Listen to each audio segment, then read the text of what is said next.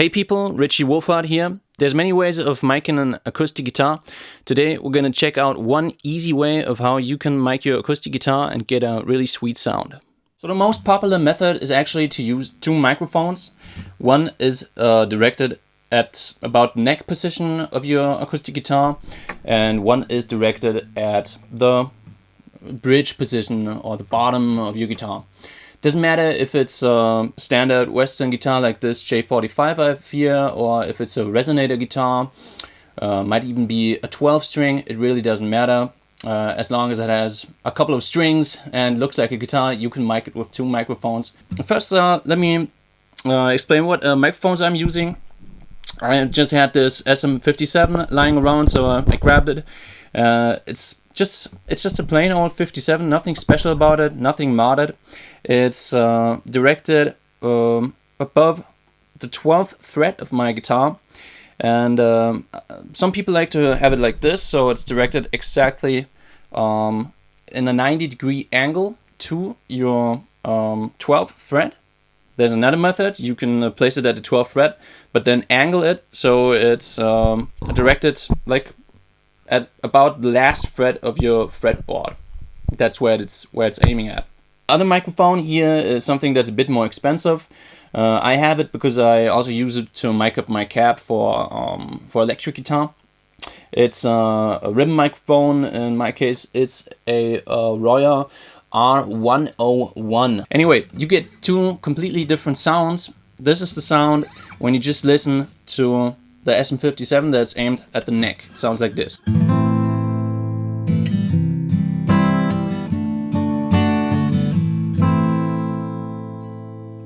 Let's listen to exactly the same riff, but this time we're gonna use the ribbon microphone that's aimed at the bottom of your guitar to the bridge.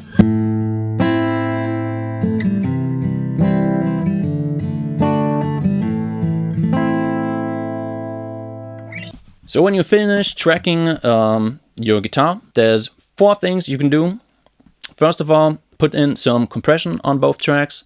Secondly, put in some EQ. Thirdly, pan them left and right. I would pan the neck microphone to your right, and I would pan the bridge microphone to your left, so it's from the perspective of the listener.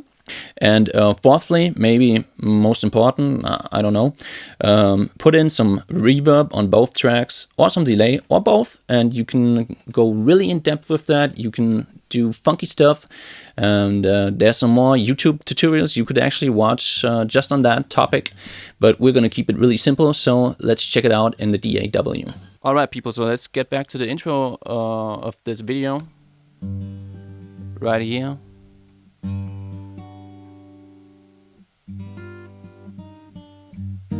This is a song by Led Zeppelin. I forget the title, but it's a beautiful song. Okay, so first of all, I would start off, as I said, let's go ahead and take the mic that's aiming towards the bridge of your guitar, so it's on the left. So let's go ahead and pan it all the way over to the left. Do the same thing with your neck mic. There we go.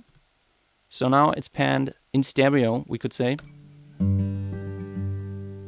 It's already sounding pretty cool, like it is right now. As I said, I like to start off with compression. So I'm using Logic Pro X. But basically, you can do this with any program that you have. Really nice plugin is this Empirical Labs Distressor. This thing would cost like about $2,000 or something. As a plugin, you can get it for a couple $100, and it sounds amazing. So this is without the compression, the bridge pickup, the bridge mic, I should say. And oh, this is with compression, sorry. This is without. So it makes it quite a bit louder. I have the input turned up so that the compressor really starts working a bit. My ratio is about 4:1. The attack is pretty high, the release is pretty low. And then the makeup gain, or the output, just adjust adjust it so it won't, you know, it won't go into the red right here. You don't want that. And basically, I do the same thing on my neck mic as well. I adjusted it just a little bit different, but basically same thing. Input, so it starts working. Attack is pretty high, release is pretty low, and the output gain, just so it won't hit the red. So it won't overload, you know. So that's step number 1. Step number 2, let's put in some EQ. Also pretty easy. I'm just using the really standard Logic EQ. I really just needed to do some low cut. It's set like 60 Hertz. We can do that even higher a little bit. Just adjust it to where you feel it's not taking out any important frequencies. You want to keep those. But the really low rumble, you want to cut that out. And then another thing, you can boost a little bit of the high if you have the feeling that it won't sound too piercing or something like that. If you have a guitar that is already sounding pretty trebly, I would not recommend doing this. But in my case, I had the feeling that I could really do this. When boosting the frequencies, make sure to make the curve a little bit wider.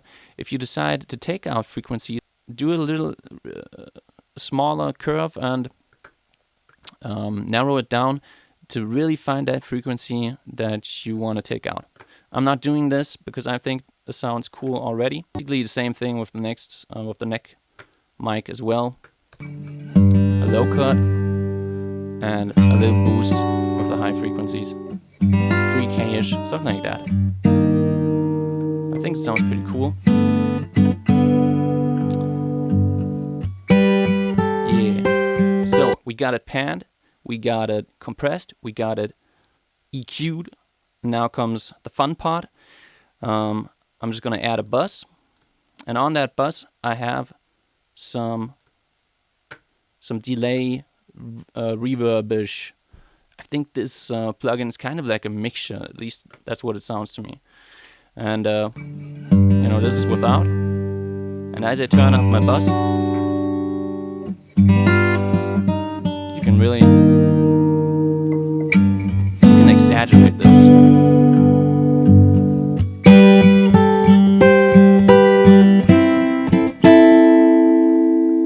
Yeah, this sounds pretty cool. I think it's more of a delay kind of thing. I tend to like delays a bit more than reverb because I think it's just yeah, I think for me it sounds a little bit cleaner. I can't find the right words, so I just like delay a bit more. Like, I have the feeling you can make a delay sound like a reverb, but you can't make a reverb sound like a delay.